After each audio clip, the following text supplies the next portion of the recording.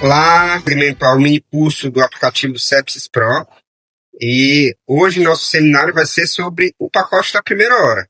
Nós já vimos no decorrer das aulas anteriores aspectos fundamentais para o reconhecimento do paciente séptico e o diagnóstico, seja os scores de triagem, seja os tipos de disfunções orgânicas que o paciente séptico pode apresentar. E no seminário de hoje nós vamos falar sobre o manejo do tratamento do paciente com sepsis, o que efetivamente muda o desfecho do paciente com sepsis.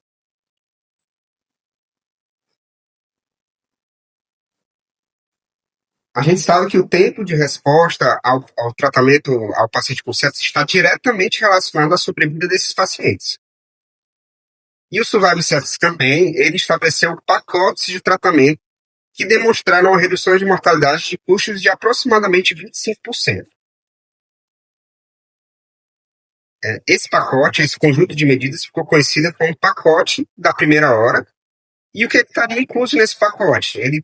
O Survival Sepsis Campaign ele preconiza que sejam iniciadas algumas medidas até o final da primeira hora de atendimento ao paciente com sepsis, que seriam as seguintes medidas: início de antibiótico terapia adequada, ressuscitação volêmica, coleta de culturas, dosagem de lactato arterial e a avaliação da administração ou não de vasopressuras para manter uma PM acima de 65.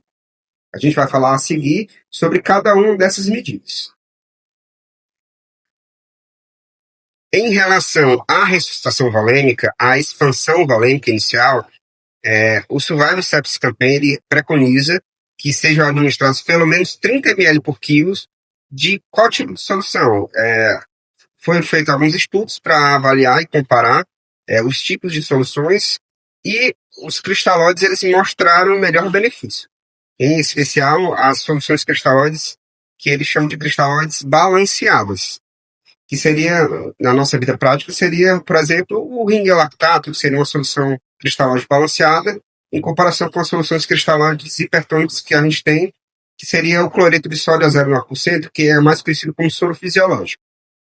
É importante lembrar que nós devemos individualizar sobre a questão da ressuscitação volêmica. Existem alguns grupos de pacientes que eles não toleram a administração de grandes quantidades de volume. A gente pode citar como exemplos os pacientes cardiopatas, com uma fração de ejeção reduzida, pacientes renais crônicos anúricos, dialíticos.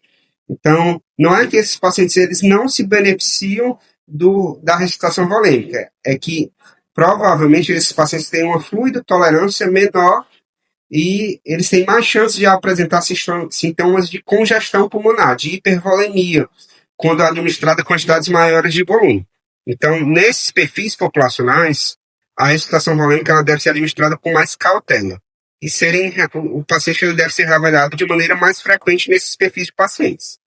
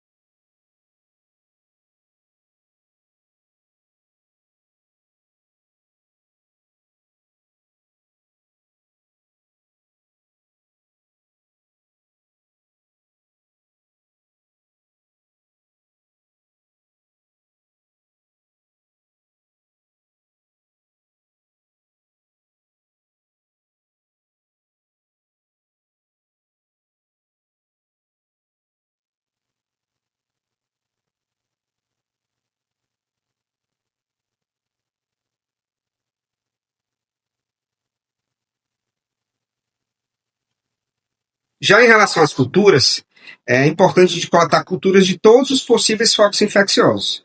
A diretriz do Survival Sepsis Campaign de 2021, ela preconiza que pelo menos 2 pares de hemoculturas sejam colhidas de sítios diferentes, seja de um sangue periférico, seja do acesso venoso central, e de preferência que essas culturas sejam coletadas antes do início da antibiótico terapia, que não se atrase de maneira demasiadamente importante o início dessa antibiótico terapia para a coleta de exames laboratoriais, sobretudo as culturas. Mas, se possível, essas culturas elas devem ser coletadas antes de iniciar antibiótico para melhorar a sensibilidade do exame das culturas. E é importante lembrar que nós devemos solicitar exames de culturas de outros focos infecciosos aventados. Por exemplo, o paciente tem uma suspeita de infecção do trato urinário. Além dos 2 pares de hemoculturas, devem ser coletados também cultura de urina para avaliar essa possibilidade de infecção do trato urinário. É um paciente com uma coleção, um abscesso. O ideal é que seja coletado o material dessa coleção para que haja um tratamento, um guiamento desse antibiótico, caso o resultado dessas culturas sejam positivos. Já em relação ao lactato arterial, a gente sabe que o lactato arterial é um marcador indireto de perfusão tecidual, então níveis persistentemente altos de lactato arterial, eles indicam um estado de hipoperfusão no organismo.